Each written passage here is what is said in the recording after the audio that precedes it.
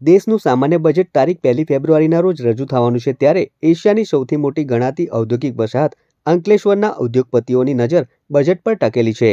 કેન્દ્ર સરકાર દ્વારા બજેટમાં ઉદ્યોગલક્ષી અનેક મહત્વપૂર્ણ જાહેરાતો કરવામાં આવશે તેવી ઉદ્યોગ જગતને આશા છે.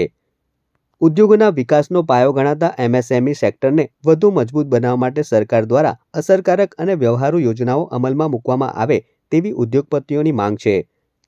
ખાસ કરીને ટેરિફ વોરના કારણે એક્સપોર્ટમાં 30થી 35% સુધીનો ઘટાડો નોંધાયો છે.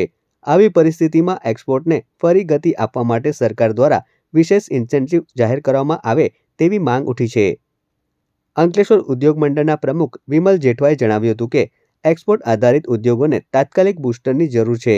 આ ઉપરાંત વોકલ ફોર લોકલ અભિયાનને પ્રાધાન્ય આપતા ઉદ્યોગપતિઓને વિશેષ છૂટછાટ અને પ્રોત્સાહન આપવાની પણ માંગ કરવામાં આવી છે. હાલ જે યુનિયન બજેટ 2026 1 ફેબ્રુઆરીએ રજૂ થવા જઈ રહ્યું છે, એમાં તો સૌ પ્રથમ જે અત્યારે ટેરિફ વોર ચાલી રહ્યું છે, એના અનુસંધાનમાં એમએસએમઈ તથા લાર્જ સ્કેલનું એક્સપોર્ટ લગભગ 30થી 35% જેવું ડાઉન ગયું છે.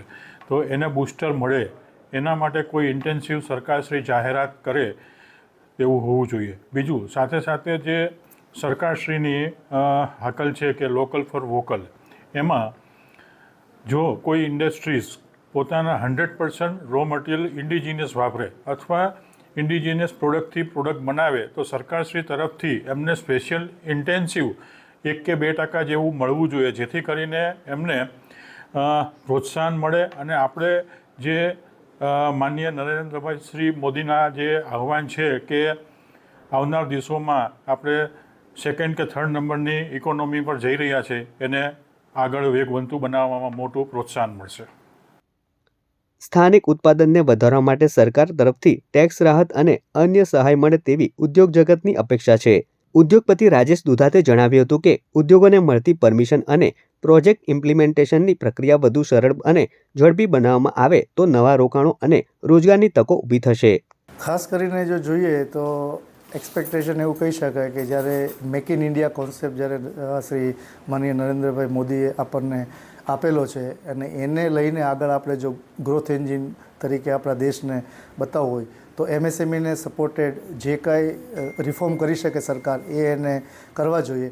અને ખાસ કરીને હું એટલું જ કહીશ કે જે ઇઝી ડુઈંગ બિઝનેસના અંતર્ગત જે પરમિશનો મળવામાં અને જે ઇમ્પ્લિમેન્ટેશન થવું જોઈએ, સરકાર ખાસ એમાં ધ્યાન આપે, ઝડપથી થાય અને એમએસએમઈને વધારે અપલિફ્ટ કરવા માટે જે કાંઈ ટેક્સેશનની અંદર છૂટછાટ આપે કે ભાઈ જે લોકો લોકલ રો મટીરિયલ પ્રોક્યોર કરતા હોય, ઇમ્પોર્ટ આધારિત ન હોય, તો એમને કઈ સ્પેશિયલ ઇન્સેન્ટિવ મળે અને ખાસ કરીને જીએસટી અને બાકીના ટેક્સેશનની અંદર રાહત મળે એવું સરકારે ક્યાંક વિચારવું જોઈએ.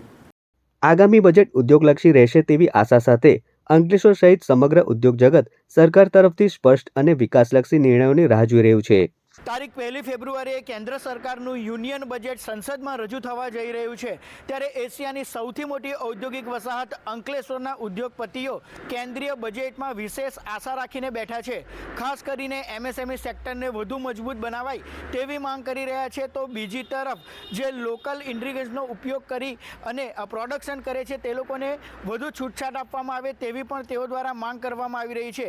બીજી તરફ કેન્દ્ર સરકાર ટેક્સ સ્લેબમાં કોઈ બદલાવ કરે છે કે કેમ તે પણ જોવાનું રહેશે. ત્યારે કેન્દ્ર સરકારના પટારામાંથી આ વખતે યુનિયન બજેટમાં શું નીકળે છે તેના પર ઉદ્યોગપતિઓ સહિત સામાન્ય લોકોની પણ નજર મંડરાયેલી છે.